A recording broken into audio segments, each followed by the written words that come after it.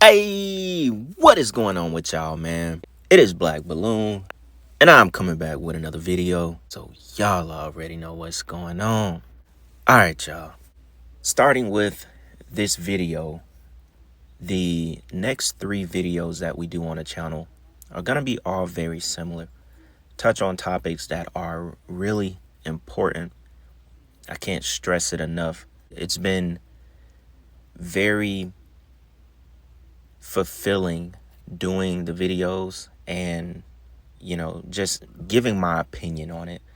Obviously I have like clips that we're gonna react to and so on, but it feels good to give my opinion and just kind of spread the message even more, because these are a lot of the things that I love to talk about, especially when it has to do with the little ones, especially when it has to do with pornography, when it has to do with social media and the way that our world operates today in 2025. So I figured we started off reacting to a clip from Theo Von's channel, right? Now, I never knew he had a YouTube. I came across his channel when he interviewed Cat Williams. It wasn't one of those interviews where Cat Williams was like exposing stuff. I watched maybe half of it and then went down some other videos on his channel. Found some really interesting stuff, so this is not a video with Cat Williams or anything, but I want to play y'all this clip that's about 8 minutes long, and they talk about a little bit of pornography. They talk a little bit about social media, dating apps, and what it does to young teens, young men, young women, people in general, especially our generation and younger, and I'm talking about like millennials and younger, what it's really doing to people. And I thought it was very, very true. It was very interesting, and it's a harsh reality that a lot of people don't actually realize. You may be doing some of these things and you won't realize that you're doing it. You just think that this is the new way of life. And it may be that way to some people, but it's a lot more detrimental to your mind than a lot of people are realizing.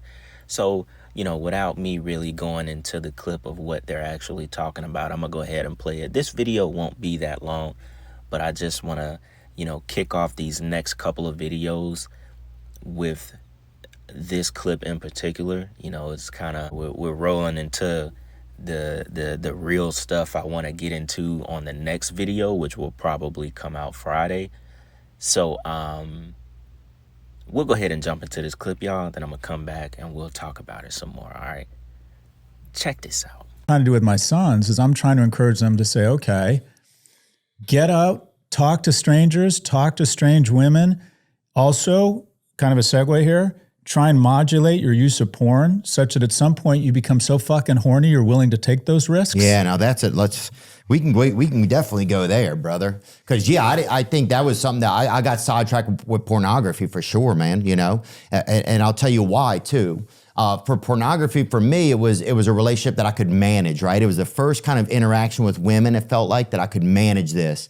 It's like it's low risk. It's low risk. It's available when you need it to start and when you need it to stop. Right. It was like that was something that was very manageable for me. But then over time, you realize that it kind of devalues women. It makes you think of sex like in just like still frames and instances, right? And he would see sex as individual scenes of things. I would have a date set up, then I would end up masturbating, and then I wouldn't even go on the date. Because I was like, well, now I don't feel any fire inside of me. Lose your mojo. Yeah. And then you do that for a decade and your mojo is a ghost. But we were talking about school and society and a bias against men that hurts men, right?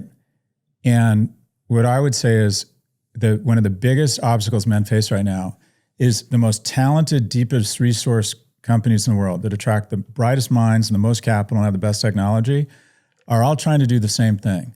They're all trying to give men the false impression they can have a reasonable facsimile of life on a screen with an algorithm. You don't need friends. What is a facsimile? I'm sorry.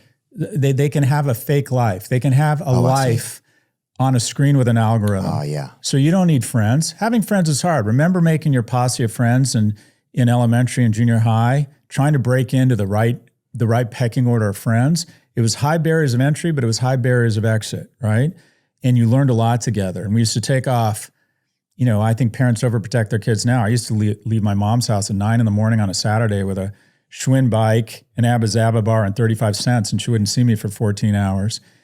But what are tech companies? What are the brightest companies in the world that are the most well-resourced? You don't need friends. You got Reddit and Discord. You don't need to go through the humiliation of trying to get a job and buying a suit and showing up on time. Trade crypto or stocks on Coinbase or Robinhood.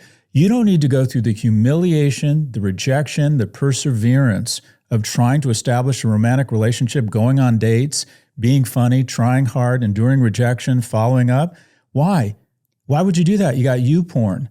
And what we got to tell men, what we got to convince them of is over the long term, nothing wonderful is going to happen to you on a screen, ever. And also, YouPorn is a distant second to your porn. I'm convinced I wouldn't have graduated from UCLA if I didn't think there was a reasonable probability that if I went to class and went on campus at UCLA, Meet a girl. I might meet someone. Yeah. That was my far. And I, quite frankly, if I had YouPorn at home and I had these new AI girlfriends, I'm not sure I would have ever gone on campus. So this is what young men are facing. They're facing a low risk, low barrier of entry, reasonable facsimile of life that over time they get depressed and lonely. Because the reason romantic comedies are 2 hours and not 15 minutes is this shit is hard. Yeah. But here's the good news. It's worth it. It's absolutely worth it. Now, I want to come in real quick and chop that clip in half, right? I don't want to get too far ahead of some points that I wanted to talk to y'all about. That clip started off with them talking about losing your mojo as a man.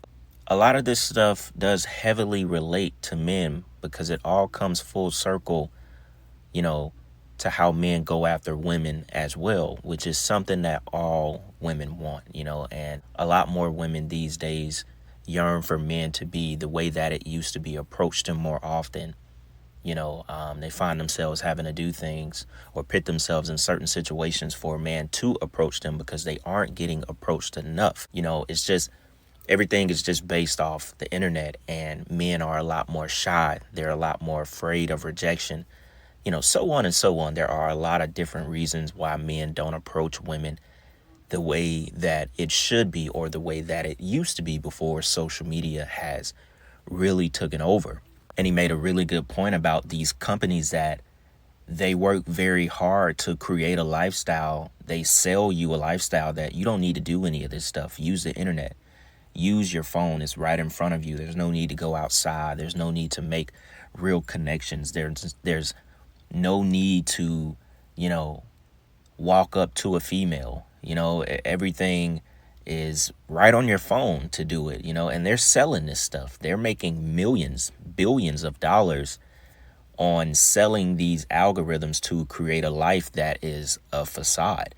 And I really love that they were talking about this, especially toward men, because it's really in a sense, it's taking your soul. It's stealing your soul at a very young age. And a lot of young teens don't realize the path that they're going down. Now, one thing I want to mention, and I've seen a lot of people talk about this in joking ways on the internet, especially through comments of certain reels or memes, where he said that, he would be about to go on a date and he would masturbate before the date. And he wouldn't even want to go on the date. And they were talking about losing your mojo, losing the fire to actually want to go out with the woman and just enjoy a date, enjoy a natural connection. You may not even go on another date, but at least this is just an experience. This is something you're doing with a real person.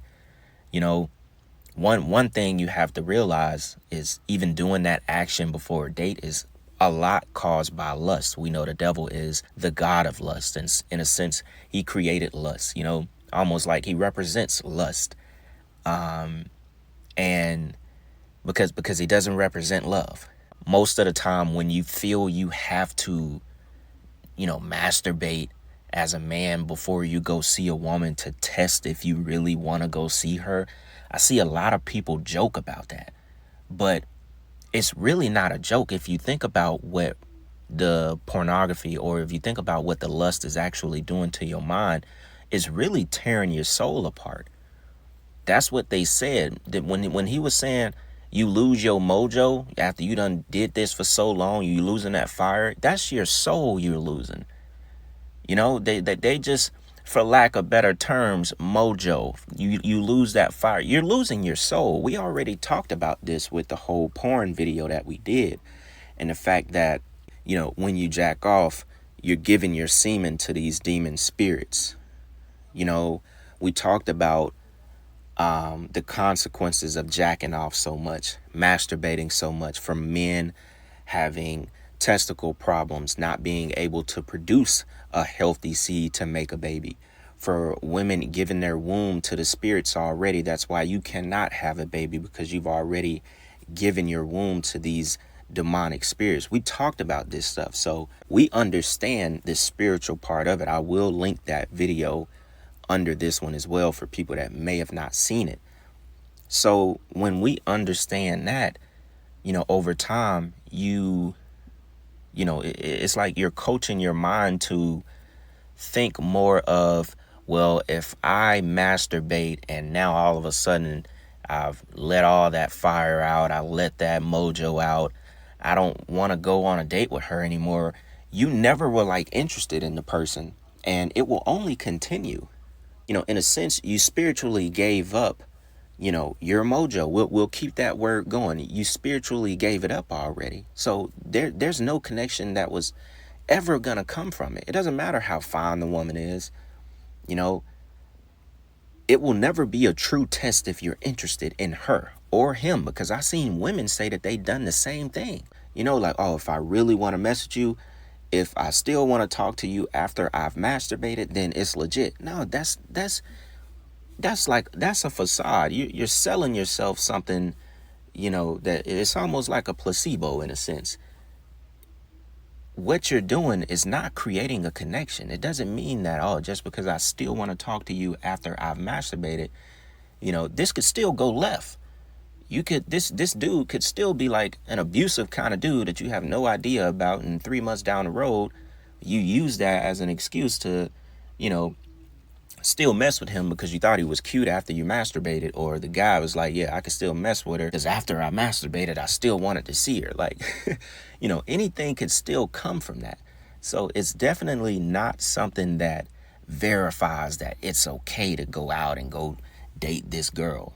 You know, in a sense, you're giving up a piece of your soul every single time you think that is valid. It is not valid, you know, because what he said was very interesting in the beginning. He was like, stay away from it. Modulate your use of porn, you know, so that you become so damn horny that you just like, fuck it. Excuse my language. You like, fuck it. I'm just finna go out. I'm finna talk to a girl. I'm finna create me a connection. Get me a girl, because I want some. You know what I'm saying? Like, in a sense, that's good advice in a sense. It's like, leave that shit alone so you can actually have the fire to want to go meet a girl. And don't you know, when you have that fire, you have confidence now. Now you're not leaning on so much of the internet to produce that, you know, false sense of confidence. Now you can go talk to a girl. You can go stand up like a man, look at her in her face and ask her out, talk to her, you know, ask her name, how's she doing today, so on and so on. Boom. Now this girl is loving the vibe that you're giving and loving your confidence. Now you good. You know what I'm saying? Whatever comes from that comes from it. But the internet is taking that away. And like he said, these companies are producing dating apps. They're producing algorithms. They're producing things that will help you feed that lazy mentality that a lot of men and women already have. What do you think of the effects of like social media are on young men? Oh, it's a disaster. There's my colleague at NYU, Jonathan Haidt, he wrote this book called The Anxious Generation. Jonathan Haidt?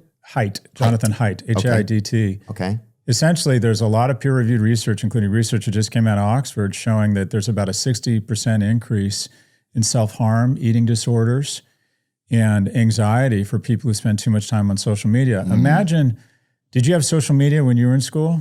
No, dude, you had to yell at somebody, right? But imagine the Big cafeteria. graffiti. That was the only social media we had, dude. You'd be Graffiti? like, Larry likes dudes. And it was like, well, who knows, bro? But it never told you their last Larry name. It was likes very, dudes. and it would be like, but now even graffiti, dude, especially like in Brooklyn, it's like Larry likes dudes, but only if he's okay with it. I read that. And I was like, that's not, what is it? Everything's fucking confusing, dude. Nobody cared if Larry liked dudes or not. It was just the fact that somebody got to say it, And then now it's like, only if he's cool with it. It's like, who's right? Anyway, what were you going to say? The bottom line is social media is bad. It's bad for teen girls, and it's really bad for young men. There's a linear correlation between anxiety, eating disorders with young women, anxiety with men, because it's like you never get to leave the high school cafeteria. And it's especially hard on girls in high school because boys bully physically and verbally, girls bully relationally, and we put these nuclear weapons in their hands. They're actually they can be a little bit meaner. And so, and then you take online dating. Anytime you digitize a sector, it becomes a winner-take-most environment. So, okay, say that one more time. Anytime you digitize a sector, like what does that mean? Anytime a sector becomes all about the internet. So retail used to be stores. Mm-hmm. It becomes online. Mm-hmm. Amazon now controls 50% of all e-commerce, right? Yeah. We used to go to the Encyclopedia Britannica or to the library to microfiche or to different newspapers. Now we go to Google. Google has 93% of search. Yeah. Social, Facebook and Meta owns 2/3 of all social media. Online dating, everyone has access to everyone. You think that's good? It's not, because women all want the same dude. And if you have 50 men on Tinder and 50 women, 46 of the women will show all of their attention to just 4 men. Wow. So that leaves 46 men fighting over 4 women.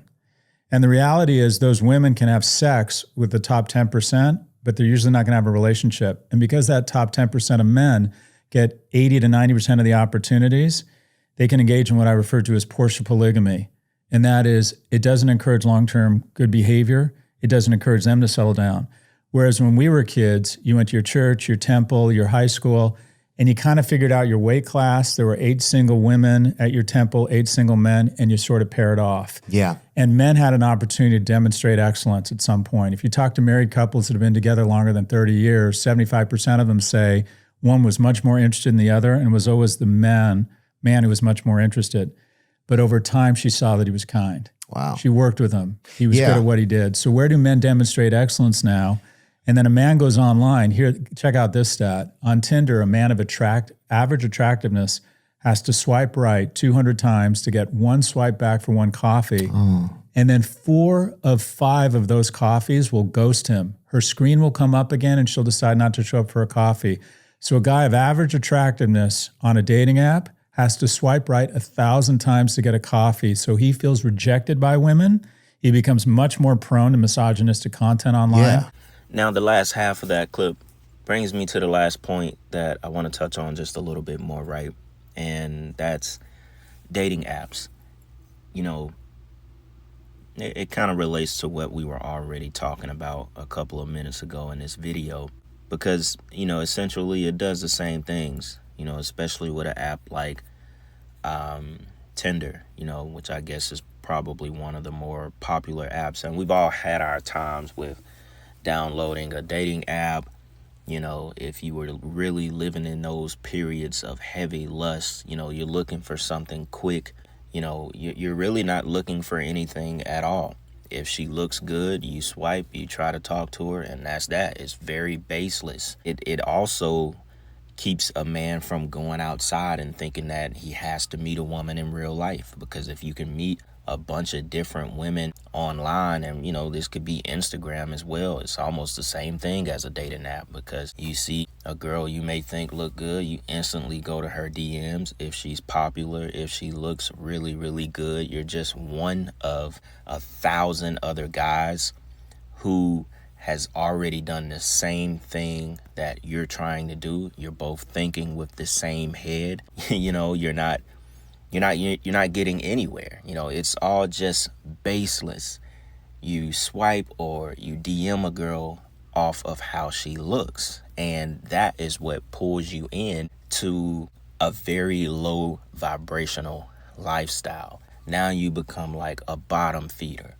Now you put yourself in situations that you would never be in if you could have just controlled that lust. And this is something I've talked about since the day I started YouTube, is the situations that you put yourself in because you can't control yourself. You have no self-control, especially over women.